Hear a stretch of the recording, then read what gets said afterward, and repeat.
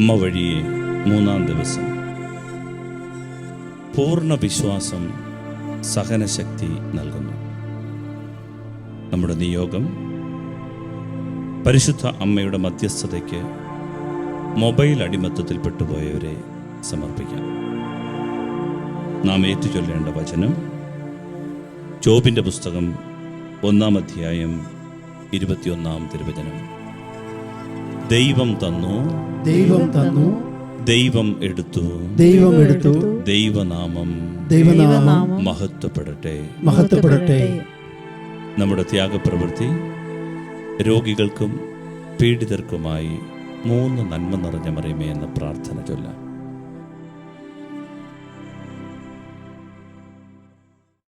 ഈശോയിൽ ഏറ്റവും സ്നേഹമുള്ളവരെ, പരിശുദ്ധ അമ്മയുടെ 8 നോമ്പ് പെരുന്നാളിൻ്റെ 3-ാം ദിനത്തിലേക്ക് നാം പ്രവേശിച്ചു. ഇന്ന് പരിശുദ്ധ അമ്മയോടൊപ്പം നമ്മൾ ഈ നോമ്പെടുക്കുമ്പോൾ നമ്മുടെ മനസ്സിലേക്ക് പരിശുദ്ധ അമ്മ തരുന്ന സന്ദേശത്തെ പ്രാർത്ഥനാപൂർവ്വം നമുക്ക് ഏറ്റെടുക്കാം. പ്രിയമുള്ളവരെ, ഈ 3-ാം ദിനം പരിശുദ്ധ അമ്മ നമുക്ക് തരുന്നത് യോഹന്നാൻ്റെ സുവിശേഷത്തിൽ 19-ാം അധ്യായത്തിൻ്റെ 25-ാം തിരുവചനമാണ്. യേശുവിൻ്റെ കുരിശിനരികെ അവൻ്റെ അമ്മ നിൽക്കുന്നുണ്ടായിരുന്നു. യേശുവിൻ്റെ കുരിശിനരികെ അവൻ്റെ അമ്മ നിൽക്കുന്നുണ്ടായിരുന്നു. ഈ വചനത്തിൻ്റെ പൊരുൾ അറിഞ്ഞുകൊണ്ട് നമുക്ക് അല്പം കൂടി ആഴമുള്ള ഒരു നോമ്പനുഷ്ഠാനത്തിലേക്ക് പ്രവേശിക്കാം. നമ്മുടെ ജീവിതത്തിൻ്റെ, വ്യക്തി ജീവിതത്തിൻ്റെ വിശുദ്ധീകരണമാണ് ഒരു നാടിൻ്റെ വിശുദ്ധീകരണം, കുടുംബത്തിൻ്റെ വിശുദ്ധീകരണത്തിന് കാരണമാകുക. അതിനാൽ പരിശുദ്ധ അമ്മ നമ്മെ ഈ വചനത്തിൻ്റെ പൊരുളുകൾ വെളിപ്പെടുത്തി നമ്മെ സഹായിക്കും. പരിശുദ്ധ അമ്മയോടൊരു നിമിഷം നമുക്കൊന്ന് പ്രാർത്ഥിക്കാം. അമ്മേ മാതാവേ, അമ്മ നിന്നതുപോലെ കുരിശിൻ്റെ ചുവട്ടിൽ നിൽക്കാൻ, ജീവിതത്തിൻ്റെ വൈതരണികളിലും പ്രതിസന്ധികളിലും പിടിച്ചു നിൽക്കാൻ കൃപ ഞങ്ങൾക്ക് തരണം. പലപ്പോഴും ഞങ്ങൾക്ക് കാര്യങ്ങൾ അറിയാം, പക്ഷേ വീണുപോകുന്നുണ്ട്. അതിനാൽ അമ്മ ഞങ്ങളെ സഹായിക്കണം. അമ്മയുടെ സാന്നിധ്യം ഞങ്ങൾക്ക് നൽകണം. അമ്മ ഞങ്ങളെ പഠിപ്പിക്കണം കുരിശിൻ്റെ വഴിയിലൂടെ നടക്കാൻ. പരിശുദ്ധ അമ്മയോട് ചേർന്ന് ഞങ്ങൾ സ്വർഗത്തിൻ്റെ സകല വാഗ്ദാനങ്ങളും നേടിയെടുക്കട്ടെ. ഈശോമിശിഹായുടെ എല്ലാ വാഗ്ദാനങ്ങൾക്ക് ഞങ്ങൾ യോഗ്യരാകുവാൻ സർവേശ്വരൻ്റെ പരിശുദ്ധ ദൈവമാതാവേ, ഞങ്ങൾക്ക് വേണ്ടി അപേക്ഷിക്കണമേ. ആമേൻ. സ്നേഹമുള്ളവരെ, പരിശുദ്ധ അമ്മയ്ക്ക് എങ്ങനെയാണ് ഈ കുരിശിൻ്റെ ചുവട്ടിൽ നിൽക്കാൻ പറ്റിയത്? അതിൻ്റെ കാരണം, അമ്മയുടെ ഈ സഹനശക്തിയുടെ കാരണം, വിശ്വാസം എന്ന് പറയുന്ന ഒരു വലിയ വരം അമ്മയിൽ നിറഞ്ഞിരുന്നു. വിശ്വസിക്കാനുള്ള ഒരു കഴിവ്. എന്ത് വിശ്വസിക്കാൻ? ദൈവത്തിൽ വിശ്വസിക്കാനല്ല. അതെല്ലാവർക്കും അറിയും, പിശാച് പോലും ദൈവത്തിൽ വിശ്വസിക്കും. പക്ഷേ ഈ ദൈവം എൻ്റെ അപ്പനാണ് എന്ന് വിശ്വസിക്കാനുള്ള വരം. ഈ വിശ്വാസം എന്ന് പറയുന്നത് വേറൊരു ഓർബിറ്റാണ്, വേറൊരു ഭ്രമണപഥമാണ്. അവിടെ എത്തിയെങ്കിൽ മാത്രമേ ആകാശങ്ങളിലേക്ക് കുതിക്കാൻ നമുക്കാവുകയുള്ളൂ. വിശ്വാസമില്ലാത്ത ആളുകളൊക്കെ നമ്മെക്കുറിച്ച് വിലയിരുത്തുമ്പോൾ ഭയപ്പെടേണ്ട കാര്യമില്ല. കാരണം അവർക്ക് വിശ്വാസമില്ലാത്തത് കൊണ്ടും അവരുടെ ഈ ഭ്രമണപഥത്തിൽ എത്താത്തത് കൊണ്ടും ഈ ദൈവിക കാര്യങ്ങളെ, രഹസ്യങ്ങളെ അവർക്ക് മനസ്സിലാകാത്തത് കൊണ്ടുമാണ്. എന്നാൽ വിശ്വാസി എന്ന് പറയുന്നത് ഈ ഭ്രമണപഥത്തിലെത്തിയവരാണ്. റോക്കറ്റൊക്കെ ഈ ഓർബിറ്റിലെത്തിയെങ്കിൽ മാത്രമേ അത് പിന്നെയും ഗ്രഹങ്ങളിലേക്ക് കുതിക്കാനാവുകയുള്ളൂ. ഈ ഓർബിറ്റിൽ എത്തപ്പെടാത്തവരെ സംബന്ധിച്ചിടത്തോളം ഈ ആകാശത്തിൻ്റെ വിശാലമായ ചക്രവാളങ്ങൾ കാണാൻ പറ്റില്ല, മിഴി ഉയർത്താൻ പറ്റില്ല. അതുകൊണ്ട് വിശ്വാസം എന്ന് പറയുന്നത് വളരെ പ്രധാനപ്പെട്ടൊരു കാര്യമാണ്. പലർക്കും കുരിശ് വഹിക്കാൻ പറ്റാതെ പോകുന്നത് കഴിവില്ലാഞ്ഞിട്ടോ അറിവില്ലാഞ്ഞിട്ടോ അല്ല, മറിച്ച് വിശ്വാസത്തിൻ്റെ അപജയങ്ങളാണ്. ഇന്ന് നടക്കുന്ന പല പ്രശ്നങ്ങളെയും നാം പരിശോധിക്കുമ്പോൾ, ചകഞ്ഞു വരുമ്പോൾ മനസ്സിലാകുന്നത് ഈ വിശ്വാസമില്ലാത്തത് കൊണ്ടാണ്. അതിനാൽ ഇന്ന് അമ്മ നമ്മെ കൈക്ക് പിടിച്ചുയർത്താനും പ്രത്യാശയോടെ നയിക്കാനും ആഗ്രഹിച്ചുകൊണ്ട് ഈ ഒരു വരം നമ്മിലേക്ക് നിക്ഷേപിച്ചു തരും. അമ്മയോട് ചേർന്ന് പ്രാർത്ഥിക്കണം. അമ്മേ, പൂർണ്ണ വിശ്വാസത്തിലേക്ക് എന്നെ നയിക്കണമേ. 2 തരം വിശ്വാസമുണ്ട്. ബൈബിളിൻ്റെ ഭാഷ്യത്തിൽ ഈ 2 തരം വിശ്വാസമുണ്ട്. ഒരു നാമമാത്ര വിശ്വാസം, പൂർണ്ണ വിശ്വാസം. അതായത് ബൈബിളിൻ്റെ സ്ട്രീം എടുത്താൽ ബൈബിളിൽ 2 അരുവികൾ ഇങ്ങനെ ഒഴുകുന്നത് കാണാം. ഒന്ന് ഒരു ഉണങ്ങി വരണ്ട അരുവി. ഇതിങ്ങനെ നിത്യതയിലേക്ക് ഒഴുകുന്നുണ്ട്. പക്ഷേ ഇത് വരണ്ട അരുവിയാണ്. എന്നാൽ സമൃദ്ധമായൊരു ജീവനദിയുണ്ട്. അത് ഉൽപ്പത്തിയുടെ ആ 4 നദികളിൽ നിന്ന് തുടങ്ങി അതിങ്ങനെ എസെക്കിയേലിൻ്റെ പുസ്തകത്തിലൂടെയൊക്കെ മുട്ടോളമല്ല അരയോളം പോരാ കടക്കാനാവാത്ത ജീവനദിയെക്കുറിച്ച് പറഞ്ഞ് ഒടുവിൽ വെളിപാടിൻ്റെ പുസ്തകത്തിൻ്റെ അവസാനത്തെ അധ്യായത്തിൻ്റെ 1-ാം വാക്യത്തിൽ സിംഹാസനത്തിൻ്റെ അടിയിൽ നിന്ന് കുഞ്ഞാടിൻ്റെയും ദൈവത്തിൻ്റെയും സിംഹാസനത്തിൻ്റെ അടിയിൽ നിന്ന് ഒഴുകുന്ന ഒരു ജീവനദിയുണ്ട്. ഇത് സമൃദ്ധമായ നദിയാണ്. ഈ നദിയാണ് ഇന്ന് പരിശുദ്ധ അമ്മ നമുക്ക് പറഞ്ഞു തരുന്നത്. അതുകൊണ്ട് 2 തരം വിശ്വാസമുണ്ട്. ഒന്ന് ഒരു ഉണങ്ങി വരേണ്ട ഒരു ബിഗിനിങ് ഫെയ്ത്ത്, 2 ഒരു പെർഫെക്റ്റ് ഫെയ്ത്ത്. 2 തരം വിശ്വാസമുണ്ട്. ഒന്ന് ഒരു പ്രാരംഭ വിശ്വാസം, 2 പൂർണ്ണ വിശ്വാസം. പരിശുദ്ധ അമ്മ കുരിശിൻ്റെ ചുവട്ടിൽ നിൽക്കുന്നത് ഈ പൂർണ്ണ വിശ്വാസം ഉള്ളതുകൊണ്ടാണ്. ഇത് നമുക്ക് വേണം. ഇല്ല എങ്കിൽ ഈശോ സങ്കടത്തോട് ചോദിക്കുന്നൊരു ചോദ്യമുണ്ട്, ഞാൻ ഭൂമിയിലേക്ക് തിരിച്ചു വരുമ്പോൾ വിശ്വാസം കണ്ടെത്തുമോ? അങ്ങനൊരു ചോദ്യം ചോദിക്കുമ്പോൾ നമ്മൾ വിഷമിച്ച് പോകാൻ ഇടവരരുത്. ദൈവം ആഗ്രഹിക്കുന്നത് ഈ ഓർബിറ്റിൽ പൂർണ്ണമായി നാം എത്തണം എന്നുള്ളതാണ്. യോഹന്നാന്റെ സുവിശേഷത്തിൽ നമുക്കറിയാം 2 തവണ മാത്രമേ പരിശുദ്ധ അമ്മയെക്കുറിച്ച് പറയുന്നുള്ളൂ. 1 കാന, 2 കുരിശിൻ്റെ ചുവട്ടിൽ. നമുക്കറിയാം പണ്ടൊക്കെ ഈ ലേഖനം എഴുതിയത് എസ്സേ കണക്കെ ഒറ്റ എഴുതി പോയതാണ്. 6-ാം നൂറ്റാണ്ടിലും 13-ാം നൂറ്റാണ്ടിലുമൊക്കെയാണ് അധ്യായങ്ങളും വാക്യങ്ങളും ഒക്കെ തിരിച്ചത്. ഇത് ആദ്യം മുതൽ അവസാനം വരെ ഒരു എസ്സേ കണക്കെ ഇങ്ങനെ പ്രബന്ധം കണക്കെ എഴുതിപ്പോയ സുവിശേഷമാണ്. ഇതിൻ്റെ ആദ്യമേ യോഹന്നാൻ എഴുതി വച്ചത് പരിശുദ്ധ അമ്മ കാന എന്ന് പറയുന്ന ഒരു സ്ഥലത്ത് ഒരു വീട്ടിൽ ഒരു ക്രൈസിസ് ഉണ്ട്, ഒരു പ്രതിസന്ധി ഉണ്ട്, അവിടെ കൊണ്ട് നിർത്തിയിരിക്കുകയാണ്. ശ്രദ്ധിക്കണം, ഈ വീട്ടിൽ പ്രതിസന്ധി അമ്മയുടെ വീട്ടിലല്ല, അയൽപക്കത്തെ വീട്ടിലാണ്. അയൽപക്കത്തെ മറ്റൊരു വീട്ടിലൊരു പ്രതിസന്ധി. ആ വീട്ടിലൊരു പ്രതിസന്ധി ഉള്ളപ്പോൾ അമ്മ ഇടപെടും. അമ്മ ഇടപെട്ടിട്ട് അമ്മ പറഞ്ഞു, മോനെ അവർക്ക് വീഞ്ഞില്ല. മോൻ പറഞ്ഞു സമയമായിട്ടില്ല. അമ്മ പറഞ്ഞു നിൻ്റെ സമയമായിട്ടില്ല, ഞങ്ങളുടെ സമയമായി. അമ്മയുടെ നിർബന്ധത്തിന് വഴങ്ങി വീഞ്ഞു കൊടുത്തു, മേൽത്തരം വീഞ്ഞ്. ബൈബിൾ പറയുകയാണ്, ഈ പഴയ നിയമത്തിൽ യഹൂദരുടെ പാരമ്പര്യത്തിൽ ഈ ഓൾഡ് ടെസ്റ്റമെൻറ്റിൽ ഈ കൾച്ചറിൽ ഒരിക്കലും ഇവരനുഭവിക്കാത്ത ഒരു മേൽത്തരം വീഞ്ഞ്, പുതുവീഞ്ഞ്. ഇങ്ങനൊരവസ്ഥ പുതിയ നിയമത്തിൻ്റെയൊക്കെ ഒരു വാതായനമാണ്. യോഹന്നാൻ ശ്ലീഹ അമ്മയിലൂടെയാണ് പരസ്യ ശുശ്രൂഷ ആരംഭിപ്പിക്കുന്നത്. ഈശോയുടെ പരസ്യ ശുശ്രൂഷ ആരംഭിക്കുന്നത് പരിശുദ്ധ അമ്മയുടെ ഇടപെടലിലാണ്, മേൽത്തരം വീഞ്ഞ്. പിന്നീട് യോഹന്നാൻ ശ്ലീഹ അമ്മയെക്കുറിച്ച് പറയുന്നേയില്ല. 19-ാം അധ്യായത്തിൽ അവസാനം ഈ അമ്മയെക്കുറിച്ച് പറയുന്നുണ്ട്. എന്താണെന്നറിയാമോ കാരണം? അവിടെ അമ്മ നിൽക്കുമ്പോൾ സ്വന്തം വീട്ടിലെ ഒരു പ്രതിസന്ധിയുമായിട്ടാണ് നിൽക്കുന്നത്. കുരിശിൻ്റെ ചുവട്ടിൽ അവൾ നിൽക്കുകയാണ്.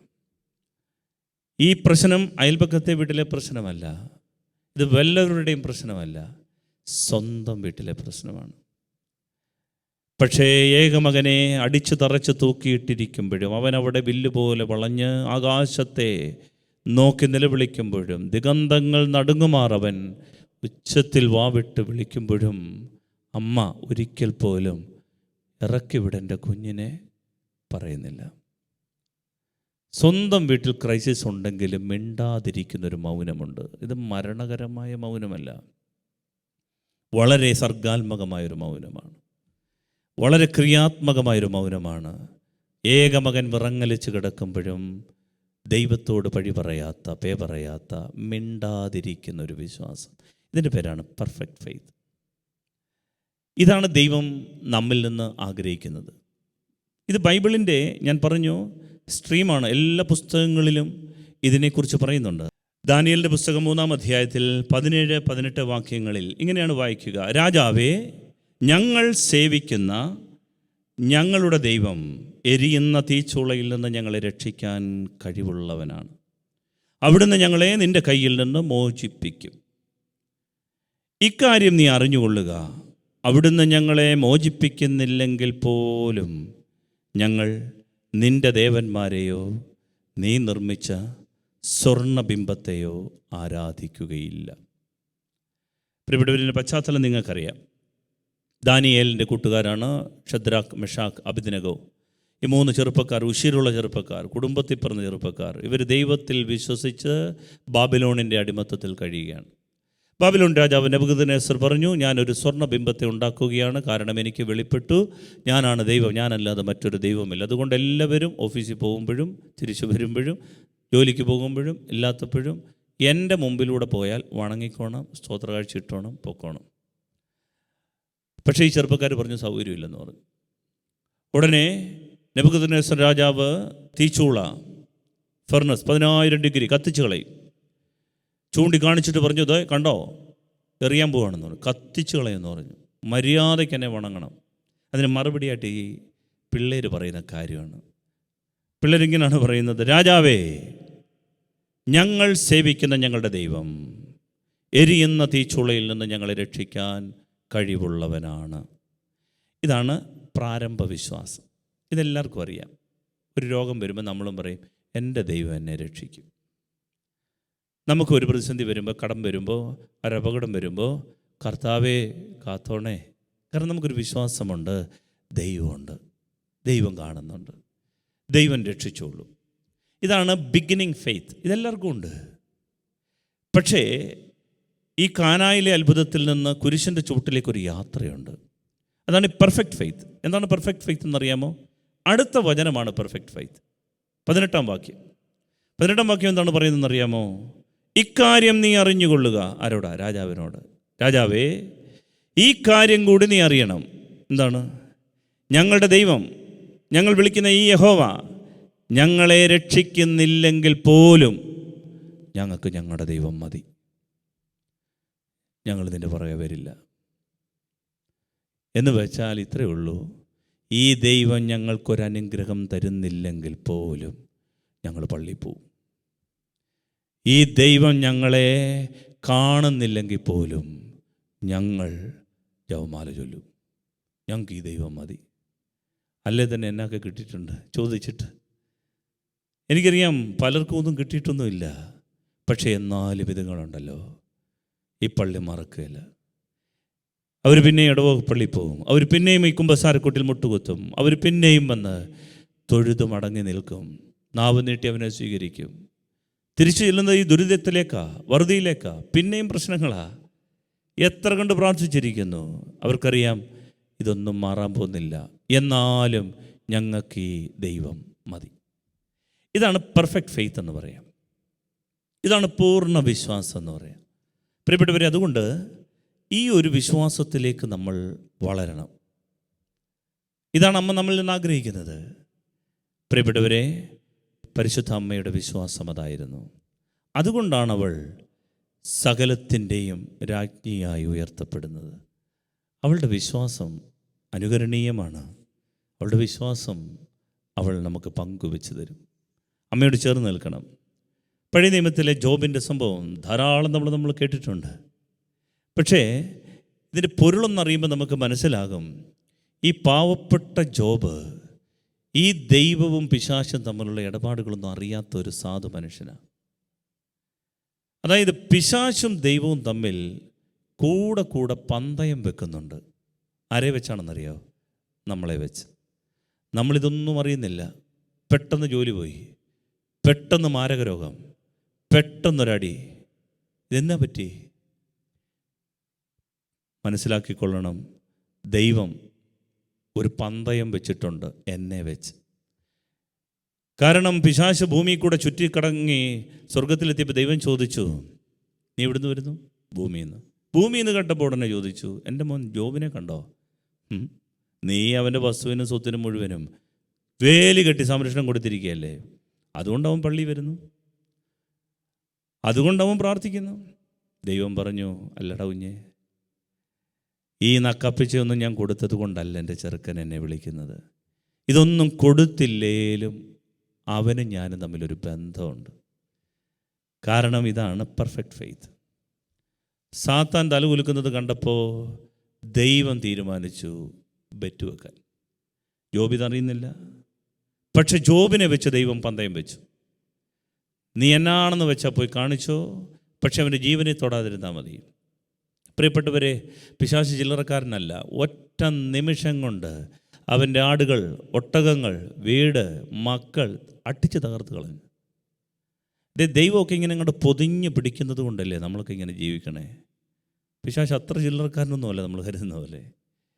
പ്രിയപ്പെട്ടവരെ, ഇവൻ വന്ന് നിലംപരിശാക്കി. വരട്ടച്ചൊറി പിടിച്ച ശരീരം ചാരത്തിലിരുന്ന് ഓടിൻ്റെ കഷണം കൊണ്ട് ചൊറിഞ്ഞ് ചീഞ്ഞു പൊളിഞ്ഞ് ശരീരം ദുർഗന്ധം വമിച്ചപ്പോൾ അടുക്കളയിൽ നിന്ന് ഭാര്യ പോലും ശപിച്ചിട്ട് പറഞ്ഞു, ഹേ മനുഷ്യ, ശപിച്ചിട്ട് മരിക്കടൂ, ഇയാളെന്തിനാ ജീവിച്ചിരിക്കണേ? ആൾ ഉത്തരം പറഞ്ഞത് ഇതാണ്: ദൈവം തന്നു, ദൈവം എടുത്തു, എൻ്റെ ദൈവനാമം മഹത്വപ്പെടട്ടെ. ഇതാണ് എൻ്റെ പ്രിയപ്പെട്ടവരെ പെർഫെക്റ്റ് ഫെയ്ത്ത്. തള്ളി പറയില്ല, എൻ്റെ ദൈവം എനിക്കൊന്നും തന്നില്ലേലും എനിക്ക് ഈ ദൈവം മതി. ദൈവം പിശാചിനെ അന്വേഷിച്ചു. ഡാ പിശാചേ, ഇങ്ങ് വാ, എവിടെ ഉണ്ട് നോക്കട്ടെ, കണ്ടോടാ എൻ്റെ ചെറുക്കൻ. അവനെ ഈ നക്കപ്പിച്ച കിട്ടിയില്ലെങ്കിലും, അവന് ഞാനൊരു അനുഗ്രഹം കൊടുത്തില്ലെങ്കിലും അവൻ എന്നെ വിളിക്കും. ഇതാണ് പെർഫെക്റ്റ് ഫെയ്ത്ത് എന്ന് പറയുക. അതുകൊണ്ട് പ്രിയപ്പെട്ടവരെ, നമ്മളെ ദൈവം വിളിക്കുന്നത് ഈ ഒരു വിശ്വാസത്തിലേക്കാണ്. അമ്മ കാണിച്ചു തന്ന വിശ്വാസം. ഇതുകൊണ്ട് മാത്രമേ ഈ ഭൂമിയിൽ എന്തെങ്കിലും ചെയ്യാൻ പറ്റൂ. ഈ ഭൂമിക്ക് പറ്റുന്ന ജീർണതകൾക്കെല്ലാം കാരണം, അടിസ്ഥാന വിഷയം ഈ വിശ്വാസം നഷ്ടപ്പെടുന്നതാണ്. ഇതിനകത്തൊന്നും ഒരു കാര്യവുമില്ല എന്നൊരു പിന്മാറ്റത്തിൻ്റെ, ഒരു ബാക്ക് സ്ലൈഡിങ് നേച്ചർ നമുക്കുണ്ടാകും. അതിനാൽ വിശ്വാസം വർദ്ധിക്കണമെന്നും വിശ്വാസം ആഴപ്പെടണമെന്നും ദൈവം ആഗ്രഹിക്കുന്നുണ്ട്. പഴയ നിയമത്തിലെ അബ്രഹാം നിരവധി തവണ നമ്മൾ കേട്ടിട്ടുള്ള വിശ്വാസ സത്യങ്ങളാണ്. ഈ മനുഷ്യൻ മലയിൽ കയറി ആടിനെ നോക്കിക്കൊണ്ടിരിക്കുമ്പോഴാണ് ഒരു വിളി. അന്ന് അയാൾ ഒത്തിരി താമസിച്ച് തിരികെ വന്നപ്പോൾ ഭാര്യ ചോദിച്ചു, എന്നാ താമസിച്ചേ? ദൈവത്തോട് മിണ്ടിക്കൊണ്ടിരിക്കുകയായിരുന്നു. എന്നിട്ട് ദൈവം എന്നാ പറഞ്ഞു? ദൈവം പറഞ്ഞു, നമ്മൾ ഇവിടെ നിന്ന് താമസിക്കേണ്ടവരല്ല, നമ്മൾ ഈ നാട് വിട്ടു പോകണം. നാടും വീടും വിട്ട് അവിടുന്ന് കാണിച്ചിരുന്ന നാട്ടിലേക്ക് പോകണം. ഭാര്യയും വിചാരിച്ചു കുറേ നാളുകൊണ്ട് ഇങ്ങനെ ജീവിക്കുക, ഒരു പിക്നിക്കൊക്കെ ആകാം. അങ്ങനെ രണ്ടുപേരും കൂടെ യാത്ര പുറപ്പെട്ടു. ഹെബ്രായർക്കുള്ള ലേഖനത്തിൽ പറയുകയാണ്, ഈ മനുഷ്യൻ എവിടേക്കാണ് ഞാൻ പോകേണ്ടതെന്ന് ചോദിക്കാതെയാണ് ഇറങ്ങിത്തിരിച്ചത്. സാറ ചോദിച്ചു, എങ്ങോട്ടാണ് പോകുന്നത്? അയ്യോ, അത് ചോദിക്കാൻ മറന്നുപോയി. അങ്ങനെയാണ് ഈ വിശ്വാസമുള്ളവർ. എങ്ങോട്ട് പോകണം? വലിയ പിടുത്തമൊന്നുമില്ല. എന്നാലും ദൈവം പറഞ്ഞു, അതാണ് ഉറപ്പ്. ഇതാണ് ഈ ഓർബിറ്റിലൊക്കെ എത്തുക എന്ന് പറയും, ഭ്രമണപഥത്തിലൊക്കെ എത്തുക എന്ന് പറയും. അവിടെ എത്തിയാലേ പിന്നീട് ദിശാബോധം ക്ലിയർ ആകുകയുള്ളൂ. അതിനാൽ ഈ മനുഷ്യൻ ഇറങ്ങിത്തിരിച്ചു. അങ്ങനെ നടന്ന് പോകുമ്പോൾ ദൈവം ഈ മനുഷ്യനോട് രണ്ട് കാര്യങ്ങൾ പറഞ്ഞു. ഒന്ന്, ഞാൻ നിനക്ക് ഭൂമി തരും. രണ്ട്, ഞാൻ നിനക്ക് മക്കളെ തരും. ഇദ്ദേഹം കണ്ണും പൂട്ടി അങ്ങ് വിശ്വസിച്ചു. ദൈവം തരുവടി എന്ത്? ഭൂമി. ദൈവം തരുവടി എന്ന് മക്കളെ. പ്രിയപ്പെട്ടവരെ, നമ്മൾ ഈ മനുഷ്യനെ കാണുന്നത് ഒരുതരം ഭ്രാന്തമായ മനോഭാവത്തോടു കൂടി ദൈവത്തിൻ്റെ പുറകെ നടക്കുകയാണ്. കാരണം ഈ മനുഷ്യൻ നെഗബിലൂടെ നടക്കുന്നുണ്ട്. ഉൽപ്പത്തിയുടെ പുസ്തകം 16 മുതലുള്ള അധ്യായങ്ങളിലാണ് നമ്മൾ കാണുക. നെഗബിലൂടെ നടക്കുമ്പോൾ അവിടെ ഈ മനുഷ്യൻ കല്ല് പെറുക്കിക്കൂട്ടി ഒരു ബലിപീഠം പണിത് ആകാശത്തിലെ ദൈവത്തിന് ബലിയർപ്പിക്കുകയാണ്. കാരണം ദൈവം പറഞ്ഞു, നീ നടന്ന വഴികളെല്ലാം ഞാൻ നിനക്ക് തരും. ബഥേലിലെത്തിയപ്പോൾ അവിടെയും ഈ മനുഷ്യൻ സന്ധ്യയ്ക്ക് ബലിയർപ്പിച്ച് പ്രാർത്ഥിക്കുക. കാരണം കൃതജ്ഞതയുടെ ബലിയാ. ദൈവം പറഞ്ഞടി, നമ്മൾ ഇന്ന് നടന്ന സ്ഥലമെല്ലാം നമുക്ക് എഴുതി തരുമെന്ന്. പിന്നീട് ഈ മനുഷ്യൻ ആയിക്ക് ഇടയിലൂടെ നടക്കുമ്പോൾ, മാമ്രയുടെ ഓക്കുമരത്തിൻ്റെ ചുവട്ടിലിരിക്കുമ്പോൾ നമ്മൾ ഈ മനുഷ്യനെ കാണുന്നത് കണ്ണും പൂട്ടി ഈ മനുഷ്യൻ വിശ്വസിക്കുകയാണ്. എന്താണെന്നറിയാമോ? ദൈവം ഭൂമി തരും. സങ്കടകരമായൊരു കാര്യമുണ്ട്. എന്താണെന്നറിയാമോ? 22-ാം അധ്യായത്തിൽ ഈ മനുഷ്യൻ്റെ ഭാര്യ മരിക്കുന്നു. ഈ മനുഷ്യൻ വേദനയോടെ ചെന്ന് ആ നാട്ടിലെ ഹിത്യരുടെ വീട്ടിൽ ചെന്നിട്ട് എരന്ന് നിന്നുകൊണ്ട് ചോദിക്കുന്നൊരു ചോദ്യമുണ്ട്. എൻ്റെ ഭാര്യ സാറ മരിച്ചു, 6 അടി മണ്ണ് തരാവോ? എന്തിനാ? ഭാര്യ അടക്കം ചെയ്യാനാ.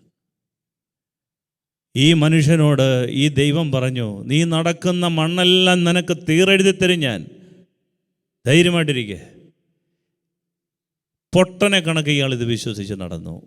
എന്നിട്ടെന്തേ? ഒടുവിൽ ഈ മനുഷ്യൻ സ്വന്തം ഭാര്യ അടക്കം ചെയ്യാൻ വല്ലോൻ്റെയും വീട്ടുമുറ്റത്ത് ചെന്ന് ഇരക്കുകയാണ്.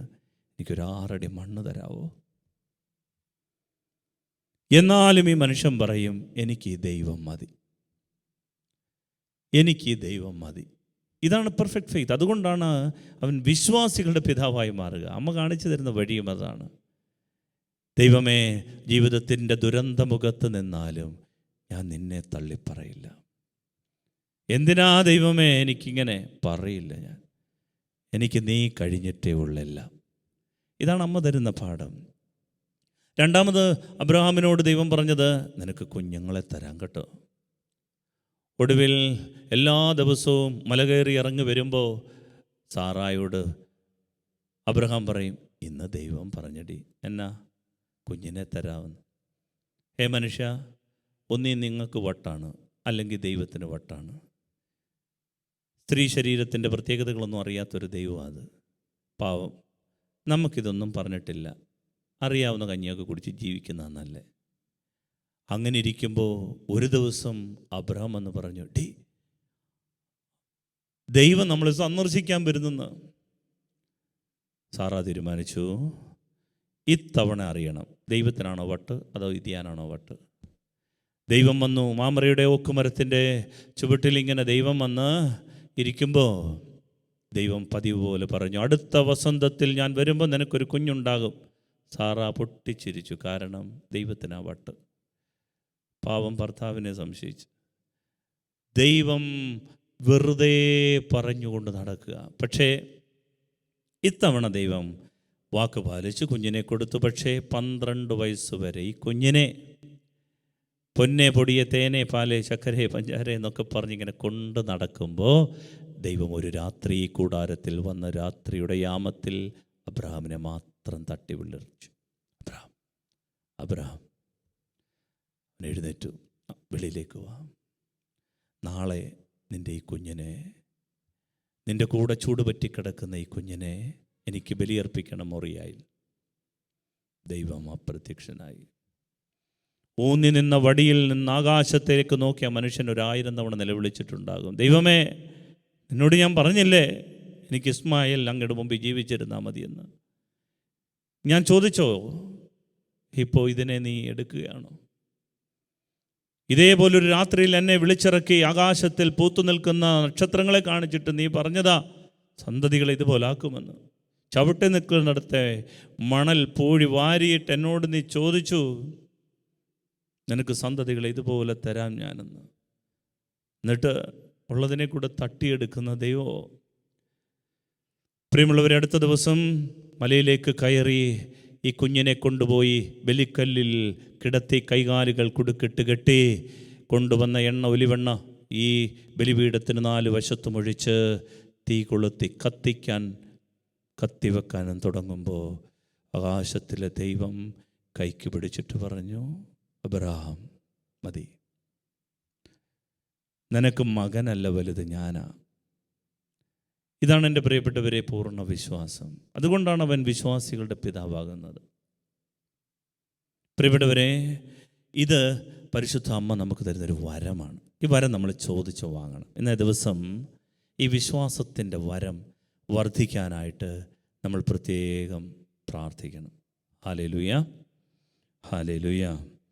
പ്രിയപ്പെട്ടവരെ, ഇന്ന് ഒരുപാട് മനസ്സ് ഇടിഞ്ഞ് കഴിയുന്നവരുണ്ട്, വേദനപ്പെട്ട് കഴിയുന്നവരുണ്ട്, സങ്കടപ്പെട്ട് കഴിയുന്നവരുണ്ട്, ഞെരുക്കങ്ങളിൽ, രോഗങ്ങളിൽ, കടബാധ്യതകളിൽ വല്ലാതെ ഉലഞ്ഞു കഴിയുന്നവരുണ്ട്. വിശ്വാസം വേണ്ടാന്ന് വെക്കാൻ പോലും കാരണമാകുന്ന, പള്ളിയിൽ ഇനിയും പോകുന്നില്ല, എന്തിനാ ഞാൻ പ്രാർത്ഥിക്കുക, എന്തിനാ മാതാവിനോട് പ്രാർത്ഥിക്കുക, ചോദിച്ചിട്ട് വല്ലതും തരുന്നു, ഇങ്ങനെയൊക്കെ കരുതുന്നവർക്ക് വേണ്ടി പ്രാർത്ഥിക്കാനുള്ള ദിവസമാണ്. പീഡിതരെയും രോഗികളെയും നമ്മളിന്ന് സമർപ്പിച്ച് അനുഗ്രഹിച്ച് പ്രാർത്ഥിക്കേണ്ട ദിവസമാണ്. പൂർണ്ണ വിശ്വാസം അവരിൽ ഉണ്ടാകാൻ ദൈവം തരുന്ന നിധികളാണ് ഈ വഴികൾ. സഹനത്തിൻ്റെ വഴികളിൽ വീണുപോകാതിരിക്കാൻ അവരെ നമ്മൾ അനുഗ്രഹിച്ച് പ്രാർത്ഥിക്കണം. ഈ വചനം യോബിൻ്റെ പുസ്തകം 1-ാം അധ്യായം 21-ാം തിരുവചനം ഏറ്റുപറഞ്ഞ് പ്രിയപ്പെട്ട മക്കളെ, രോഗികളായി പീഡിതരായി കഴിയുന്നവർ പ്രാർത്ഥിക്കണം.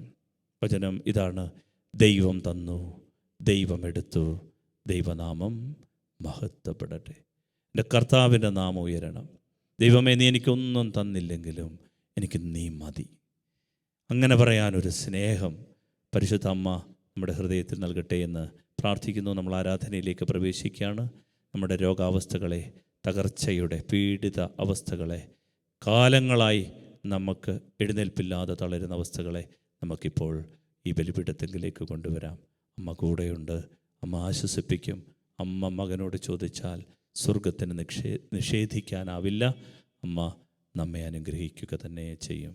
പ്രിയപ്പെട്ടവർ, ഈ 3-ാം ദിവസം നമ്മൾ ഒരു പ്രത്യേക നിയോഗം വെക്കുകയാണ്. നിയോഗം ആർക്കാണെന്നറിയാമോ? ഈ മൊബൈലിന് അടിപ്പെട്ടു പോയ കുഞ്ഞുങ്ങൾക്ക് വേണ്ടിയിട്ടൊന്ന് പ്രാർത്ഥിക്കണം. അമ്മ തന്നൊരു പ്രേരണയാണ്. കാലങ്ങളായിട്ട് ഈ ബുദ്ധി കെട്ടിയിട്ട് മനസ്സിൻ്റെയും കൈയുടെയും തലച്ചോറിൻ്റെയും ഒക്കെ കോർഡിനേഷൻ നഷ്ടപ്പെട്ട പിള്ളേർ ധാരാളമുണ്ട്. ഈ കഴിഞ്ഞ ദിവസം ഒരു കുഞ്ഞ് വന്നിട്ട് ചോറിന് പാത്രത്തിൽ ഇങ്ങനെ ഇളക്കും, പക്ഷേ ഇത് വായിലിട്ട് വെക്കാനുള്ള കോർഡിനേഷൻ പോയി. ഈ ഗെയിം കളഞ്ഞു. ഇത് കണ്ടുകൊണ്ടിരിക്കുമ്പോൾ ഒരു പക്ഷേ ആനന്ദമാണ്, പക്ഷേ ഇതൊരു അടിമത്തമാണ്. ഇങ്ങനെ അടിമത്തത്തിൽ കഴിയുന്ന കുഞ്ഞുങ്ങളെ ഒന്ന് അനുഗ്രഹിച്ച് പ്രാർത്ഥിക്കണം. കാരണം ഇതുമൂലം നാളത്തെ തലമുറ വല്ലാത്ത ദുരിതത്തിലാകാൻ സാധ്യതയുണ്ട്. സാധ്യതയല്ല, ഉണ്ട്. അതിനാൽ നമ്മൾ ഈ കുഞ്ഞുങ്ങളെ ഒന്ന് അനുഗ്രഹിച്ച് പ്രാർത്ഥിക്കും. ഇതൊരു കെട്ടാണ്, കഴിയണം. പരിശുദ്ധ അമ്മ സാത്താൻ്റെ തല തകർത്ത അമ്മയാണ്. പരിശുദ്ധ അമ്മയോട് ചേർന്ന് അമ്മ ഈ കുഞ്ഞുങ്ങളുടെ മേലുള്ള ബുദ്ധിയുടെ മേൽ കെട്ടിയിട്ടിരിക്കുന്ന നാരകീയ ശക്തികളെ അഴിച്ചു കളയാൻ വേണ്ടി പ്രാർത്ഥിക്കണം. അതുപോലെ തന്നെ കുടുംബത്തിൽ ഈ മാധ്യമ ലോകത്തിൻ്റെ തെറ്റായ കാഴ്ചകളുടെ അടിമത്തങ്ങളിൽ കഴിയുന്ന എല്ലാവരെയും നമ്മളൊന്ന് സമർപ്പിച്ച് പ്രാർത്ഥിക്കുകയാണ്. ഈ ആരാധനയിൽ പരിശുദ്ധ അമ്മ ശക്തമായി ഇടപെടും.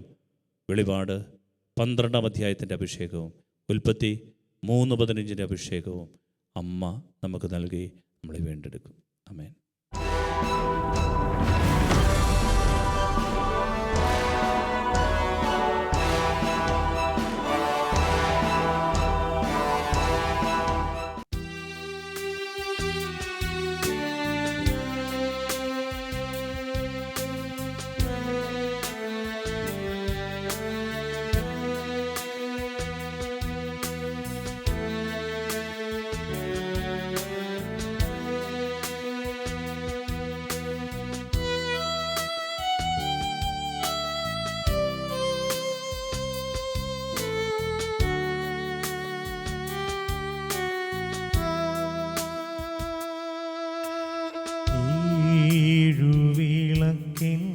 നടുവിൽ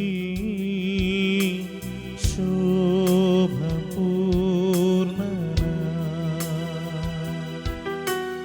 മാറത്തു പൊൻകച്ചാണിഞ്ഞും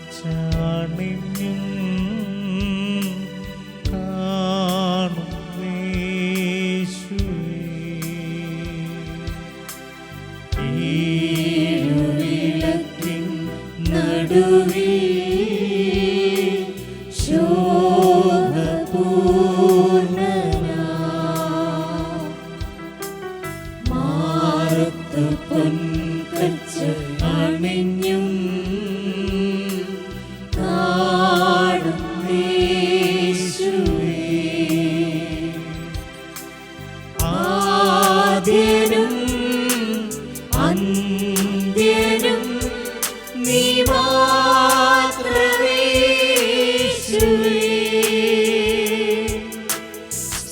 സ്തുതികൾക്കും പുകഴ്ചയ്ക്കും യോഗ്യനേ യേശുവേ. ആരാധന ആരാധന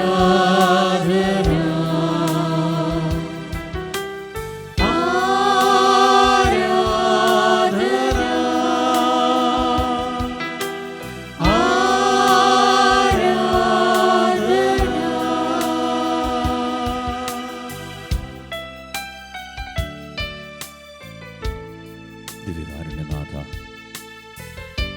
പരിശുദ്ധ അമ്മയുടെ പിറന്നാളിന് വേണ്ടി ഒരുങ്ങുന്ന ഈ ദിവസത്തെ പ്രത്യേകമായി ഞങ്ങൾ നിങ്ങളുടെ കരങ്ങളിൽ സമർപ്പിക്കുന്നു. ഈ ദിവസം ഞങ്ങൾ ധ്യാനിച്ചതുപോലെ പ്രാരംഭ വിശ്വാസത്തിൽ കഴിയാതെ പൂർണ്ണമായൊരു വിശ്വാസത്തിലേക്ക് വളരാൻ പൂർണ്ണവിശ്വാസം സഹനശക്തി നൽകുന്നു എന്ന വലിയ പാഠം ഉൾക്കൊള്ളുവാൻ ഞങ്ങളെ സഹായിക്കണമേ. ഞങ്ങളുടെ നിയോഗങ്ങളെ പരിശുദ്ധ അമ്മയുടെ മധ്യസ്ഥതയ്ക്ക് ഞങ്ങൾ സമർപ്പിച്ച് പ്രാർത്ഥിക്കുന്നു. അങ്ങ് തീർച്ചയായും അമ്മയുടെ മധ്യസ്ഥം കേട്ട് ഞങ്ങളുടെ നിയോഗങ്ങളെ വാഴ്ത്തി വിശുദ്ധീകരിക്കുമെന്ന് ഞങ്ങൾക്ക് വിശ്വാസമുണ്ട്, ഉറപ്പുണ്ട്. കർത്താവേ, അവിടുന്ന് ഈ ആരാധനയിൽ ഞങ്ങളെ ക്ഷണിച്ചതിന് ഞങ്ങൾ നന്ദി പറയുന്നു. ഞങ്ങളുടെ ജീവിതത്തിൻ്റെ സങ്കടങ്ങളെ, ദുരിതങ്ങളെ, സഹനങ്ങളെ, ഞങ്ങളുടെ ജീവിതത്തിൽ ഞങ്ങൾ നേരിട്ടുകൊണ്ടിരിക്കുന്നതായ എല്ലാ രോഗങ്ങളെ, പീഡങ്ങളെ, ഞെരുക്കങ്ങളെ, ബാധ്യതകളെ, കടങ്ങളെ എല്ലാം കർത്താവിന് തരുന്നു. നമുക്ക് ഇരുകരങ്ങളും ഒന്ന് ഉയർത്തിപ്പിടിച്ചുകൊണ്ട് ഒരിക്കൽ കൂടി നമ്മുടെ മുൻപിലേക്ക് എഴുന്നള്ളി വന്ന പ്രകാശത്തിൽ വസിക്കുന്ന സർവശക്തനായവന് നമുക്ക് നന്ദി പറഞ്ഞുകൊണ്ട് സ്തുതിക്കാം. സ്തുതിക്കട്ടെ. കർത്താവേ, ഞങ്ങളങ്ങേ ആരാധിക്കട്ടെ, ഞങ്ങളങ്ങേക്ക് നന്ദി പറയട്ടെ. അങ്ങയുടെ പരിശുദ്ധമായ സ്നേഹത്തിന്, സാന്നിധ്യത്തിന്, അമ്മയുടെ ഈ പിറന്നാളിന് വേണ്ടി ഞങ്ങൾ ഒരുക്കുന്നതിന്, ഈ 8 നോമ്പ് ശുശ്രൂഷകൾക്ക് ഞങ്ങളെ പ്രാപ്തരാക്കുന്നതിന്, ഈ മാധ്യമത്തിലൂടെ, ഷാലോമിലൂടെ ഈ ശുശ്രൂഷ സംബന്ധിക്കുന്ന എല്ലാ കുടുംബങ്ങളിലേക്ക് ഇപ്പോൾ അങ്ങയുടെ പരിശുദ്ധ സ്നേഹശക്തി വ്യാപരിക്കട്ടെ, സ്നേഹശക്തി വ്യാപരിക്കട്ടെ. പ്രാർത്ഥിക്കുന്നു. പ്രത്യേകിച്ച് കർത്താവായ ദൈവമേ, ഞങ്ങളുടെ എല്ലാ കുടുംബാംഗങ്ങളെയും ഈ ലോകത്തിൻ്റെ ആധിപത്യങ്ങളിൽ നിന്നും, അടിമത്തങ്ങളിൽ നിന്നും, ഈ ലോകത്തിൻ്റെ നശ്വരമായ കെട്ടുകളിൽ നിന്നും മോചിപ്പിക്കുവാൻ മനസ്സാകണമേ. ഞങ്ങളുടെ സഹനങ്ങളെ, വേദനകളെ കാഴ്ചവെച്ച് ഞങ്ങൾ പ്രാർത്ഥിക്കുന്നു. ശക്തീകരിക്കണമേ. ഹല്ലേലൂയ. പരിശുദ്ധ പരമദിവ്യകാരുണ്യ ഈശോയ്ക്ക് നിത്യസ്തുതിക്ക് യോഗ്യനായ പരിശുദ്ധ പരമദിവ്യകാരുണ്യ ഈശോയ്ക്ക്. പ്രിയപ്പെട്ടവരെ, ഇന്ന് നമ്മുടെ നിയോഗം മൊബൈലിൻ്റെ അടിമത്തത്തിൽപ്പെട്ടുപോയ എല്ലാ പ്രിയപ്പെട്ട മക്കളെയും പരിശുദ്ധ അമ്മയുടെ മധ്യസ്ഥതയ്ക്ക് നമ്മളൊന്ന് സമർപ്പിക്കാൻ. ഈ കാലഘട്ടത്തിൻ്റെ വലിയൊരു തിന്മയായത് മാറിയിരിക്കുകയാണ്. നമ്മുടെ ബുദ്ധിയെ നിയന്ത്രിച്ചു കൊണ്ടിരിക്കുന്ന ഈ ഇമേജുകൾ, ഈ ലോകത്തിൻ്റെതായ ചിന്തകൾ, ഇതിൻ്റെ എല്ലാ തലങ്ങളിലുമുള്ള അടിമത്തങ്ങളെ, ആക്രമണങ്ങളെ നമുക്ക് പരിശുദ്ധമായ കരങ്ങളിൽ സമർപ്പിച്ചുകൊണ്ട് ഒന്ന് പ്രാർത്ഥിക്കാം. പ്രിയപ്പെട്ടവരെ, നമ്മുടെ കുഞ്ഞുങ്ങൾ ഈ മൊബൈലിൻ്റെയൊക്കെ അടിമത്തങ്ങളിലാണ് എന്ന് നാം തിരിച്ചറിയുമ്പോൾ നാളെ നമ്മൾ ഒരുപാട് വേദനയും ദുഃഖവും അനുഭവിക്കേണ്ടി വരും. ദിശാബോധം നഷ്ടപ്പെട്ടവർ മാറും, ലക്ഷ്യബോധം നഷ്ടപ്പെട്ടവർ ജീവിക്കേണ്ടി വരും. അവരുടെ ജീവിതത്തിൽ നാം ഉദ്ദേശിക്കുന്ന ജീവിത വഴികൾ തിരഞ്ഞെടുക്കാൻ പറ്റാതെ പോകും. അതുകൊണ്ട് നമ്മുടെ വിശ്വാസം വർദ്ധിക്കണം, അവരോടുള്ള ദൈവസ്നേഹം വർദ്ധിക്കുവാൻ നാം അവർക്ക് വേണ്ടി പ്രാർത്ഥിക്കണം. അവരുടെ മേലുള്ള ദൈവത്തിൻ്റെ കൃപ ശക്തമായി വ്യാപരിക്കുവാൻ വേണ്ടി ഈ ആരാധനയിൽ പരിശുദ്ധ അമ്മ നമ്മെ സഹായിക്കും. നാം ഏറ്റുചൊല്ലി പ്രാർത്ഥിക്കേണ്ട വചനം ജോബിൻ്റെ പുസ്തകം 1-ാം അധ്യായം അതിൻ്റെ 21-ാം തിരുവചനമാണ്. ജോബിൻ്റെ പുസ്തകം 1:21 നമ്മുടെ സഹനങ്ങളെ കൂടി ചേർത്ത് വെച്ചുകൊണ്ട് നമ്മളിന്ന് പ്രാർത്ഥിക്കുകയാണ്. ഏറ്റുപറയാം. ദൈവം തന്നു, ദൈവം എടുത്തു, ദൈവനാമം മഹത്വപ്പെടട്ടെ. ദൈവം തന്നു, ദൈവം എടുത്തു, ദൈവനാമം മഹത്വപ്പെടട്ടെ. ഈ വചനത്തിൻ്റെ ആഴങ്ങൾ നമ്മുടെ ഹൃദയത്തിൽ പതിക്കുമ്പോൾ പ്രിയപ്പെട്ടവരെ, നമ്മുടെ ദൈവം അറിയാം നമ്മുടെ ജീവിതത്തിൽ ഒന്നും സംഭവിക്കില്ല. നമ്മുടെ കുഞ്ഞുങ്ങൾ ഇന്ന് അനുഭവിച്ചുകൊണ്ടിരിക്കുന്നതായ അടിമത്തങ്ങൾ വഴി നാം ഏൽക്കേണ്ടി വരാൻ പോകുന്ന ഭാവി കാലത്തെ പീഡകൾ, നാം ഏൽക്കേണ്ടി വരുന്നതായ ദുരിതങ്ങൾ എന്തൊക്കെയായിരിക്കും സംഭവിക്കുക കുടുംബത്തിൽ എന്ന ആശങ്കകൾ എല്ലാം നമ്മുടെ വേദനകളാണ്, സങ്കടങ്ങളാണ്. നമ്മൾ ദൈവത്തിൽ ശരണപ്പെടാം. പൂർണ്ണ വിശ്വാസം സഹനശക്തി നൽകും.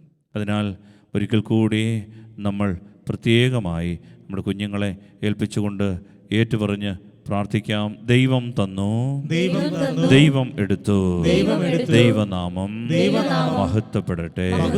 ഹല്ലേലൂയ, ഹല്ലേലൂയ, ഹല്ലേലൂയ. പ്രിയപ്പെട്ടവരെ, ഇന്ന് നാം ത്യാഗപൂർവ്വം ചെയ്യേണ്ട പ്രവൃത്തി എല്ലാ രോഗികൾക്കും പീഡിതർക്കുമായി 3 നന്മ നിറഞ്ഞ മറിയമേ എന്ന പ്രാർത്ഥന നമ്മൾ ചൊല്ലി പ്രാർത്ഥിക്കണം. അത് ഈശോ ആഗ്രഹിക്കുന്നുണ്ട്.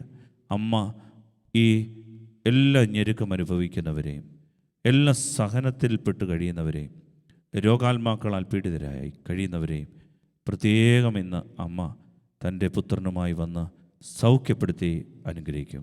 നമുക്ക് പരിശുദ്ധ അമ്മയോട് ചേർന്ന് ഒരിക്കൽ കൂടി ഈ ഈരടികളോട് ചേർന്ന് ഈശോയെ സ്തുതിച്ച് മഹത്വപ്പെടുത്താം.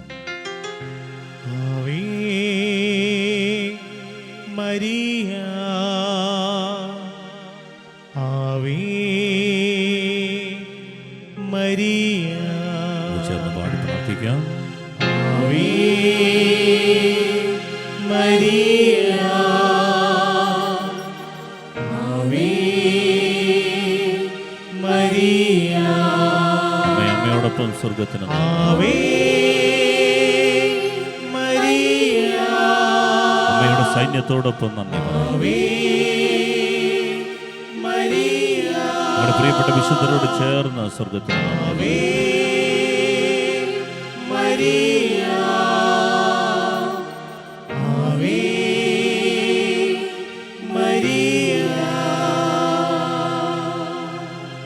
പരിശുദ്ധ പരമദിവ്യകാരുണ്യ ഈശോയ്ക്ക് ആരാധനയും സ്തുതിയും പുകഴ്ചയും ഉണ്ടായിരിക്കട്ടെ. സ്നേഹമുള്ളവരെ, നമുക്ക് ജീവിതത്തിൻ്റെ വൈതരണികളും പ്രതിസന്ധികളും ഉണ്ടാകേണ്ടി വരുമ്പോൾ, സഹനങ്ങൾ ഉണ്ടാകേണ്ടി വരുമ്പോൾ നമുക്ക് രണ്ട് തരത്തിലുള്ള വിശ്വാസമുണ്ട്. ഒന്ന്, ഒരു പ്രാരംഭ വിശ്വാസം.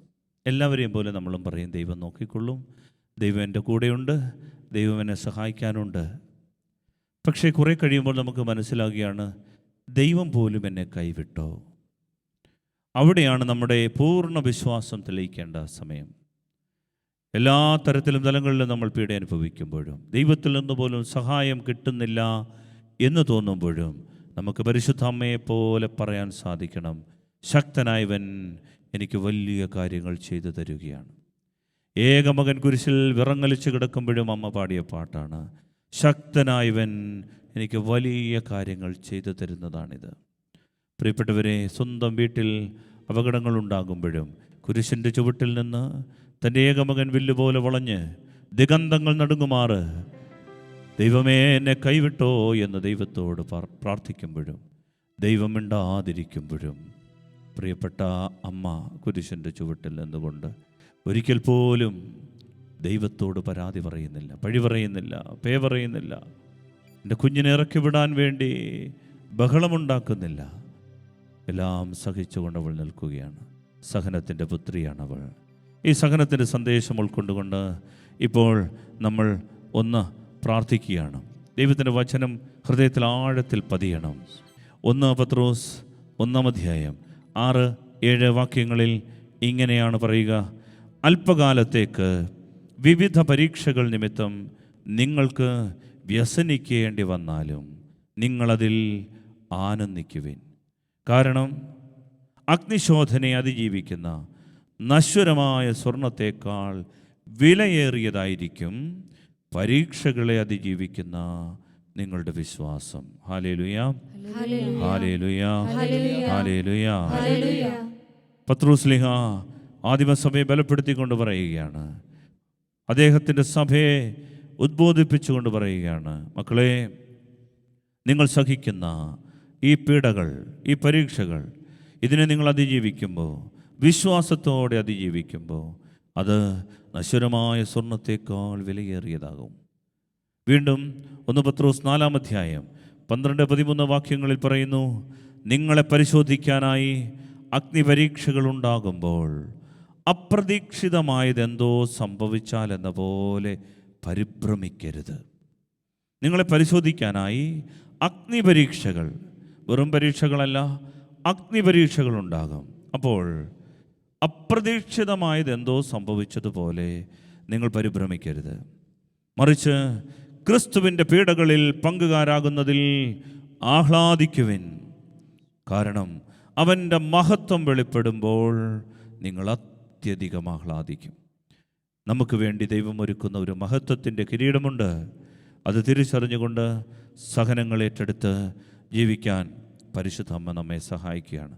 പ്രിയപ്പെട്ടവരെ, ഈ ദിവസം പരിശുദ്ധ അമ്മയുടെ വലിയ സഹായം നമ്മളെ ബലപ്പെടുത്തട്ടെ, മനസ്സിന് ബലം തരട്ടെ. ഇരു കരങ്ങളുമൊന്ന് ഉയർത്തിപ്പിടിച്ചുകൊണ്ട് സഹനത്തിൽ കഴിയുന്ന പ്രിയപ്പെട്ട മക്കളെയും നാം ഏൽക്കേണ്ടി വരുന്ന സഹനങ്ങളെയും ഞെരുക്കങ്ങളെയും കടബാധ്യതകളെയും പ്രിയപ്പെട്ടവരെ രോഗപീഠകളെയും പരിശുദ്ധ അമ്മയുടെ വിമല ഹൃദയം വഴി ഈശോയ്ക്ക് സമർപ്പിച്ചുകൊണ്ട് സ്തുതിക്കാം. ഹല്ലേലൂയ, ഹല്ലേലൂയ, ഹല്ലേലൂയ. കർത്താവേ, അവിടുത്തെ വെളിപ്പെടാനിരിക്കുന്ന മഹത്വത്തോട് തുലനം ചെയ്യുമ്പോൾ എൻ്റെ ഈ കഷ്ടതകൾ നിസ്സാരമാണെന്ന് വിശ്വസിക്കാം. കൃപ തരണമേ. അവിടുന്ന് എനിക്ക് വെളിപ്പെടുത്തി തരാനിരിക്കുന്ന സ്വർഗീയ മഹത്വത്തോട് തുലനം ചെയ്യുമ്പോൾ എൻ്റെ ഇന്നത്തെ ഈ കഷ്ടതകൾ വെറും നിസ്സാരമാണെന്ന് വിശ്വസിക്കാൻ കൃപ തരണമേ. പരീക്ഷകൾ ക്ഷമയോടെ സഹിക്കാൻ, പരീക്ഷകളെ അതിജീവിച്ചു കഴിയുമ്പോൾ എനിക്ക് ലഭിക്കുന്ന ജീവന്റെ കിരീടം വിലപ്പെട്ടതാണെന്ന് മനസ്സിലാക്കാൻ സഹായിക്കണമേ, സഹായിക്കണമേ. ഹല്ലേലൂയ, ഹല്ലേലൂയ, ഹല്ലേലൂയ. വിളി കേൾക്കുന്ന ദൈവം, നിന്റെ വേദന അറിയുന്ന ദൈവം, നീ കരഞ്ഞാൽ കണ്ണീർ തുടയ്ക്കുന്ന ദൈവം, നിന്നെ മാറോടു ചേർക്കുന്ന ദൈവം. ഒരിക്കൽ കൂടി നമുക്കൊന്ന് വിശ്വാസം. നിന്നെ മാറോടു ചേർക്കുന്ന ദൈവം, നീ വിളിച്ചാൽ നിന്റെ സഹനങ്ങൾ കാണുന്നത്, നീ വിളിച്ചാൽ വിളി കേൾക്കുന്ന ദൈവം, നിന്റെ വേദന അറിയുന്ന ദൈവം, നീ കരഞ്ഞാൽ കണ്ണീർ തുടയ്ക്കുന്ന ദൈവം, നിന്നെ മാറോടു ചേർക്കുന്ന ദൈവം. ദൈവമേ, എനിക്കൊന്നും നൽകിയില്ലെങ്കിലും ഈ സ്നേഹം എനിക്ക് അനുഭവിച്ചാൽ മതി. ചേർക്കുന്ന ദൈവം. കരങ്ങൾ നീട്ടി വിളിക്കാമോ? ഈശോയെ, സ്നേഹത്തോടെ വിളിക്കാമോ? വിശ്വാസത്തോടെ വിളിക്കാമോ? അനുഗ്രഹിക്കാൻ കരം നീട്ടുന്നവനിൽ വിശ്വസിച്ച് സ്നേഹത്തോടെ പ്രാർത്ഥിക്കുന്നപ്പോ സഹായിക്കണമേ അപ്പ, ശക്തീകരിക്കണമേ അപ്പ. എനിക്ക് നീ ഉണ്ടെന്ന് വിശ്വസിക്കാം. എനിക്ക് ഈ ദൈവം മതി എന്ന് പറയാം. എനിക്കെന്റെ ദൈവമുണ്ട് എന്ന് വിശ്വസിക്കാം. കരങ്ങൾ നെഞ്ചോട് ചേർത്ത് വെച്ചുകൊണ്ട്, കർത്താവേ, എനിക്ക് തരുന്ന സഹനങ്ങളൊക്കെ ഉപരി മഹത്വത്തിനാണെന്ന് തിരിച്ചറിയാനൊരു കൃപ എനിക്ക് തരണം. പരിശുദ്ധ അമ്മ അത് ആഗ്രഹിക്കുന്നു. അവളേറ്റ സഹനങ്ങളെല്ലാം ഉപരി മഹത്വത്തിനായി മാറി. അതിനാൽ ഇന്നും അവളോടൊപ്പം സ്വർഗത്തിൻ്റെ വലിയ സഹായമുണ്ട്. പ്രിയപ്പെട്ടവരെ, സ്വർഗീയ സഹായം ലഭിക്കാൻ വേണ്ടി നമുക്ക് സഹനങ്ങൾ പരിശീലിക്കണമെന്ന് ദൈവം ആഗ്രഹിക്കുന്നു. നമ്മുടെ ജീവിതത്തിൽ വ്യഥകളും പ്രലോഭനങ്ങളും കഷ്ടതകളും ഉണ്ടാകുമ്പോൾ അവയെല്ലാം അതിജീവിക്കാൻ വേണ്ട ശക്തി, സ്വർഗത്തിൻ്റെ സഹായം നമുക്ക് ലഭിക്കുമെന്ന് ദൈവവചനം നമ്മെ പഠിപ്പിക്കുന്നു. 1 കൊറിന്തോസ് 10:13 നിങ്ങളുടെ ശക്തിക്കതീതമായ പ്രലോഭനങ്ങൾ ഉണ്ടാകാൻ അവിടുന്ന് അനുവദിക്കുകയില്ല. പ്രലോഭനങ്ങൾ ഉണ്ടാകുമ്പോൾ അവയെ അതിജീവിക്കാൻ വേണ്ട ശക്തി അവിടുന്ന് നിങ്ങൾക്ക് നൽകും. പ്രിയപ്പെട്ടവരെ, സ്വർഗത്തിൻ്റെ ശക്തി സ്വീകരിച്ച് ഈ ഭൂമിയിൽ ജീവിക്കുക ഒരു ഭാഗ്യമാണ്. സ്വർഗത്തിൻ്റെ ശക്തി നമ്മോട് കൂടെ നടക്കുന്നത് കാണുന്നത്, സ്വർഗത്തിൻ്റെ ഇടപെടൽ നമ്മളോടൊപ്പമുണ്ട് എന്ന് വിശ്വസിക്കാൻ പറ്റുന്നത് വലിയൊരു ഭാഗ്യമാണ്. പരിശുദ്ധ അമ്മ അതിനുള്ള കൃപ നമ്മൾക്ക് നൽകി നമ്മെ അനുഗ്രഹിക്കുകയാണ്. കാരണം നാം പീഡ സഹിക്കുകയും പരീക്ഷിക്കുകയും ചെയ്താൽ പരീക്ഷിക്കപ്പെടുന്നവരെ സഹായിക്കാൻ നമുക്ക് സാധിക്കും. ഹെബ്രായർ 2:18 അതാണ് ഈശോയെക്കുറിച്ച് പറഞ്ഞത്. അവൻ പീഡ സഹിക്കുകയും പരീക്ഷിക്കപ്പെടുകയും ചെയ്തതുകൊണ്ട് പരീക്ഷിക്കപ്പെടുന്നവരെ സഹായിക്കാൻ അവന് സാധിക്കും. പ്രിയപ്പെട്ടവരെ, ഈ സഹനങ്ങൾ നമുക്ക് ദൈവം തരുന്നത് ഉപരിമഹത്വത്തിനാണ്. അനേകരെ സഹായിക്കാനാണ്, മനസ്സുകളെ ബലപ്പെടുത്താനാണ്. സ്വർഗത്തിൻ്റെ സഹായം നമുക്ക് വേണ്ടി തരാൻ വേണ്ടിയിട്ടാണ്. വിശ്വസിക്കണം. അതിനാൽ സഹനത്തിലൂടെ നമുക്ക് ജ്ഞാനം ലഭിക്കും. സഹനത്തിലൂടെ നമുക്ക് ജ്ഞാനം ലഭിക്കും. സങ്കീർത്തനം 119:71 പറയും, ദുരിതങ്ങൾ എനിക്ക് ഉപകാരമായി, തന്മൂലം ഞാൻ അങ്ങയുടെ ചട്ടങ്ങൾ അഭ്യസിച്ചല്ലോ. Hallelujah, hallelujah. ദുരിതങ്ങൾ എനിക്ക് ഉപകാരമായി. തന്മൂലം ഞാൻ അങ്ങയുടെ ചട്ടങ്ങൾ, നിയമങ്ങൾ അഭ്യസിച്ചു. ദൈവത്തിൻ്റെ ജ്ഞാനമാണ്. പ്രഭാഷകന്റെ പുസ്തകം 4-ാം അധ്യായം 17-18 വാക്യങ്ങളിൽ പറയും, ജ്ഞാനം ആദ്യം മനുഷ്യനെ ക്ലിഷ്ടമാർഗങ്ങളിലൂടെ നയിക്കും. അതിനുശേഷം നേർവഴി കാട്ടി അവനെ ആനന്ദിപ്പിക്കുകയും അവന് തൻ്റെ രഹസ്യങ്ങൾ വെളിപ്പെടുത്തി കൊടുക്കുകയും ചെയ്യും. ജ്ഞാനത്തിൻ്റെ ഒരു രീതിയാണത്. ജ്ഞാനം ലഭിക്കാൻ ആഗ്രഹിക്കുന്നവർക്ക് ക്ലിഷ്ടമാർഗങ്ങൾ, കഷ്ടതയുടെ മാർഗങ്ങൾ, സഹനത്തിൻ്റെ വഴികൾ ദൈവം ഒരുക്കും. പിന്നീട് ജ്ഞാനം തൻ്റെ വഴികളെല്ലാം അവന് വെളിപ്പെടുത്തി കൊടുക്കും. അതിനാൽ ഈ സമയം പ്രിയപ്പെട്ടവരെ, സഹനത്തിൻ്റെ വഴികളിലൂടെ നടക്കുന്ന നമുക്കേവർക്കും സ്വർഗത്തിൻ്റെ സഹായമുണ്ടാകാൻ ആഗ്രഹിച്ചുകൊണ്ട് കരങ്ങൾ ഒരിക്കൽ കൂടി ഉയർത്തിപ്പിടിച്ചുകൊണ്ടൊന്ന് പ്രാർത്ഥിക്കാം. ഹല്ലേലൂയ. എല്ലാ രോഗങ്ങളും, വേദനകളും, തകർച്ചകളും രക്ഷാകരമാക്കാനുള്ള അഭിഷേകത്തിന് വേണ്ടി പ്രാർത്ഥിക്കാം. എല്ലാ സഹനങ്ങളും പൂർണ്ണ വിശ്വാസത്തോടെ ഏറ്റെടുക്കാൻ, എന്നാലും എനിക്കെൻ്റെ ദൈവം മതി എന്ന് പറയാൻ എന്നെ പ്രാപ്തമാക്കുന്ന ഒരു അഭിഷേകം പരിശുദ്ധ അമ്മ നമുക്ക് വാങ്ങിത്തരട്ടെ. അതാണ് പരിശുദ്ധ അമ്മയുടെ പിറന്നാളിൽ കൊടുക്കാവുന്ന ഏറ്റവും നല്ല സമ്മാനം. ഹല്ലേലൂയ, ഹല്ലേലൂയ, ഹല്ലേലൂയ. ആരാധന, ആരാധന, ആരാധന ഏറ്റുപറഞ്ഞുകൊണ്ട് ഇങ്ങനെ പ്രാർത്ഥിക്കാം. കർത്താവായ ഈശോയേ, എനിക്ക് നേരിട്ടിരിക്കുന്ന എല്ലാ വേദനകളെയും തകർച്ചകളെയും തിരുമുൻപിൽ ഇതാ ഞാൻ സമർപ്പിക്കുന്നു. ശാരീരികവും മാനസികവും ആത്മീയവുമായ വേദനകളുടെ ഈ പ്രതിസന്ധി ഘട്ടങ്ങളിൽ ദൈവത്തിൻ്റെ അനന്ത പരിപാലനയിൽ പ്രത്യാശയോടെ ഞാൻ ആശ്രയിക്കുന്നു. ഹബക്കൂക്കിന്റെ പുസ്തകത്തിൽ അങ്ങനെ പഠിപ്പിക്കുന്നത് പോലെ അത്തിവൃക്ഷം പൂക്കുന്നില്ലെങ്കിലും മുന്തിരിയിൽ ഫലങ്ങളില്ലെങ്കിലും ഒലിവ് മരത്തിൽ കായ്കളില്ലാതായാലും വയലുകളിൽ ധാന്യം വിളയുന്നില്ലെങ്കിലും ആട്ടിൻകൂട്ടം ആലയിൽ അറ്റുപോയാലും കന്നുകാലികൾ തൊഴുത്തിലില്ലാതായാലും ഞാൻ എൻ്റെ കർത്താവിൽ ആനന്ദിക്കും. ഞാൻ എൻ്റെ കർത്താവിൽ ആനന്ദിക്കും. Hallelujah, hallelujah. കർത്താവായ ഈശോയേ, രോഗങ്ങളിലൂടെ തകർച്ചകളിലൂടെ എൻ്റെ ആരോഗ്യവും സമയവും പണവും സുഖവുമെല്ലാം നഷ്ടമായാലും ഈ വിപൽസന്ധിയിൽ എൻ്റെ ദൈവത്തെ ഞാനിതാ ആശ്രയിക്കുന്നു. എൻ്റെ ദൈവത്തെ ഞാൻ ആരാധിക്കുന്നു. ഈശോയെ, പരിശുദ്ധാത്മാവിനെ അയച്ച് എന്നെ സഹായിക്കണമേ.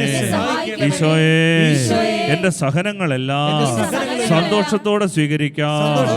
എന്നെയും എൻ്റെ കുടുംബത്തെയും തിരുസഭയെയും സഹായിക്കണമേ. തിരുസഭയുടെ രക്ഷയ്ക്കായി, ലോകത്തിൻ്റെ വിമോചനത്തിനായി എൻ്റെ സഹനങ്ങളെ ഞാനിതാ കാഴ്ചവെക്കുന്നു. ഹല്ലേലൂയ, ഹല്ലേലൂയ, ഹല്ലേലൂയ. കർത്താവായ ഈശോയെ, ഈ നിമിഷം നിന്നെ വിളിച്ച് കരഞ്ഞു പ്രാർത്ഥിക്കുന്ന സകലരെയും, വേദനകൾ സഹിക്കുന്ന സകലരെയും അങ്ങേക്കിതാ ഞാൻ സമർപ്പിക്കുന്നു. നിത്യമായും രോഗത്തിലായിരിക്കുന്ന, മാറാ രോഗികളായിരിക്കുന്ന, കിടപ്പ് രോഗികളായിരിക്കുന്ന, മരണത്തോട് മല്ലടിക്കുന്ന, ദാരിദ്ര്യം അനുഭവിക്കുന്ന, അപകടത്തിൽപ്പെട്ട, ഒറ്റപ്പെട്ടു പോയ, തോൽവി അനുഭവിക്കുന്ന, നഷ്ടം അനുഭവിക്കുന്ന, തകർച്ചകൾ അനുഭവിക്കുന്ന, ജോലി നഷ്ടപ്പെട്ട, പീഡിപ്പിക്കപ്പെടുന്ന, തെറ്റിദ്ധരിക്കപ്പെടുന്ന, മാനസികമായി തളർന്നു പോയ, പ്രകൃതിക്ഷോഭങ്ങളാലും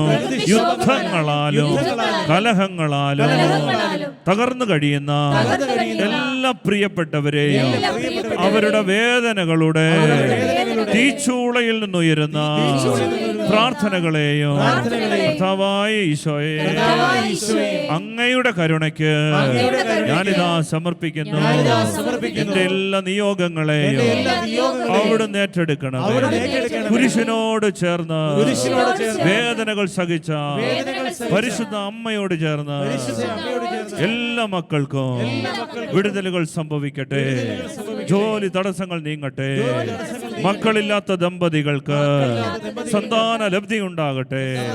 തടസ്സങ്ങൾ നീങ്ങി മാറട്ടെ. കടബാധ്യതകളും സാമ്പത്തിക പ്രതിസന്ധികളും നീങ്ങി മാറട്ടെ. ഹല്ലേലൂയ, ഹല്ലേലൂയ, ഹല്ലേലൂയ. കരങ്ങൾ ഉയർത്തി ഒരിക്കൽ കൂടി സ്തുതിച്ച് ഈരടികളോട് ചേർന്ന് പാടി ആരാധനയ്ക്ക് വേണ്ടി ഒരുങ്ങുകയാണ്.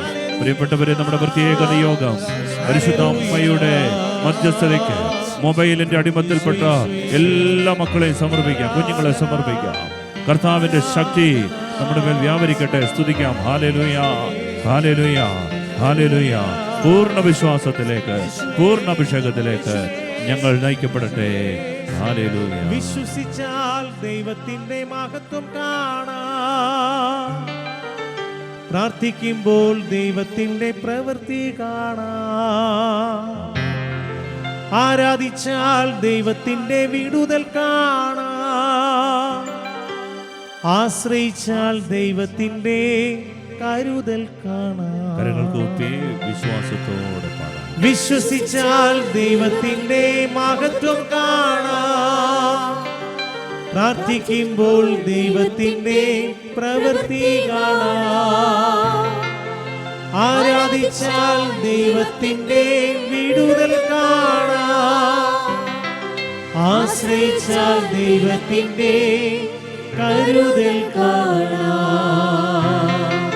ആരാധന യേശുവേ, ആരാധന യേശുവേ, ആരാധന യേശുവേ, ആരാധന യേശുവേ, ആരാധന യേശുവേ, ആരാധന യേശുവേ. പരിശുദ്ധ പരമ ദിവ്യകാരുണ്യത്തിന് എന്നേരവും ആരാധനയും സ്തുതിയും പുകഴ്ചയും ഉണ്ടായിരിക്കട്ടെ. പരിശുദ്ധ പരമ ദിവ്യകാരുണ്യത്തിന് എന്നേരവും ആരാധനയും സ്തുതിയും പുകഴ്ചയും ഉണ്ടായിരിക്കട്ടെ. പരിശുദ്ധ പരമ ദിവ്യകാരുണ്യത്തിന് എന്നേരവും ആരാധനയും സ്തുതിയും പുകഴ്ചയും ഉണ്ടായിരിക്കട്ടെ.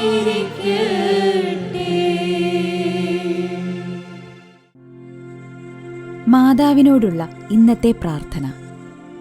കളങ്കമേശാത്ത കന്യകയെ, കൃപയുടെ മാതാവേ, അങ്ങേ വണങ്ങുന്ന മക്കളായ ഞങ്ങൾക്ക് വേണ്ടി അങ്ങേ തിരുക്കുമാരനോട് പ്രാർത്ഥിച്ച് ദൈവത്തിൻ്റെ കരുണ പ്രാപിച്ചു തരണമേ. ഞങ്ങളുടെ യോഗ്യതയാലല്ല, അങ്ങേ കരുണയാൽ കൃപയും അനുഗ്രഹവും ഞങ്ങൾ പ്രാർത്ഥിക്കുന്നു. അങ്ങ് ഞങ്ങളുടെ പ്രാർത്ഥന കേൾക്കുമെന്ന് ഞങ്ങൾ ദൃഢമായി വിശ്വസിക്കുന്നു. ആമേൻ. അംബികേനാഥേ കന്യകേ, ത്രിലോകരാജ്ഞിയായി മേവുന്നോളേ, പാടുന്നു ഞങ്ങൾ തൻ മാനസവീണയിൽ നിൻ സ്തുതി ഗീതകങ്ങൾ.